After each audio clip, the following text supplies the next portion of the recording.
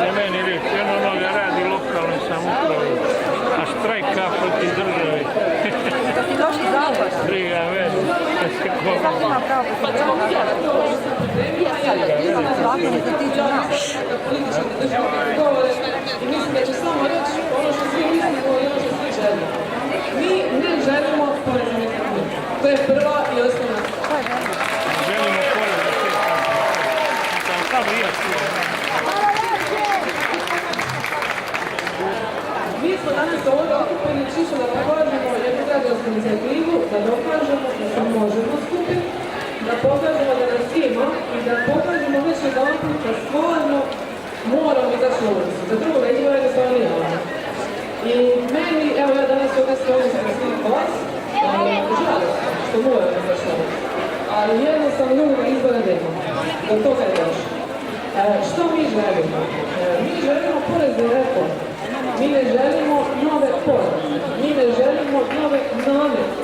Mi želimo da mi u svojoj državi koju živimo možemo slobodno raditi, zaraditi i živjeti u vlastitom domu bez da neko prijeti ko će da mi. Mi Hrvati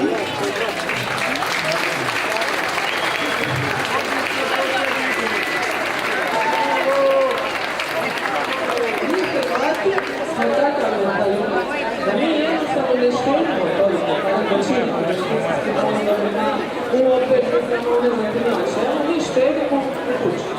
I svaku kunu, ako uopće imamo viška, davamo za kuću. Mi se zadužujemo bankama, plaćamo među najvećim kamatama za stavljene kredite da bi sebi na svoj djeci osigurali krov na glavu. Nama bogatih nameta na tu kuću ne treba. Zakon o porezu na nekretnine se izglasao u 3 tjedna. I onda nas se uvjerava da se žalba se donese. U 3 tjedna je zakon prošao prvu proceduru izglasan u Saboru.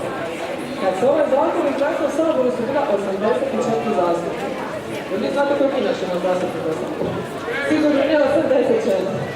Znači, nije bio čak na to, nisu se svi zastupnici došli do glasati. Hoće stranci ne smiju šta praviti. Znači, za one koji nisu dovoljno informirani, a nažalost imaju jako puno. Znači, zakon je već donesen. Zakon o porezu na nekretnine je već tu. On stupa na snagu 1.1.2018. Čuli smo od premijera da će se zakon možda odgoditi. Na koliko? Jer to znači da će se zakon mijenjati, niko ne zna niti niko išta govori. Znači, mi ćemo plaćati neki novi porez, neki novi namet, ne znamo koliko, ne znamo kako da je vrijeme, da jednostavno se javnost informira o novima građanima nekretnina koji ste već u bankama naslijedili svejedno. I mislim da je stvarno vrijeme. Jednu masu stvari izvanredna promjene ne želimo nikakve nove namete. Nama treba sloboda rada. Znači, mi želimo zaraditi za tu nekretninu. Niko nama ne želi, niko ne kaže se da svaki kvadrat te kuće, toga stana, te svojim riječima na oči, da jedan pod nikakvom prisilom i pod nikakvom priješnjom odlukom. I mislim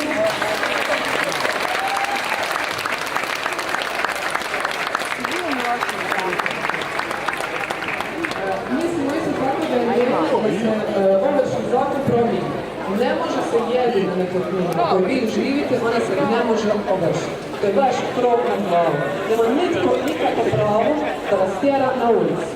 Da vam se omogući da možete plaćati dovoljno koja su se stvorila po prošlim zakonom, ne znam ja što, da onda bi to moglo biti.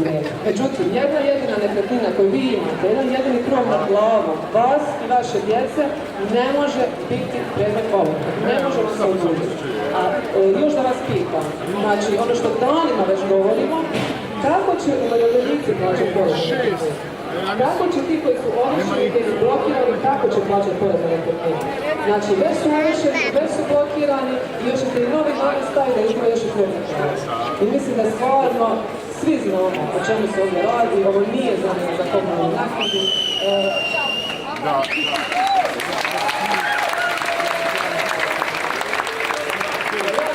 Ja kad se graduje, je jako teško sad pričati. Prema tome, možete vi prekinuti ili ću ja jednostavno morat samo se okrenuti u poč.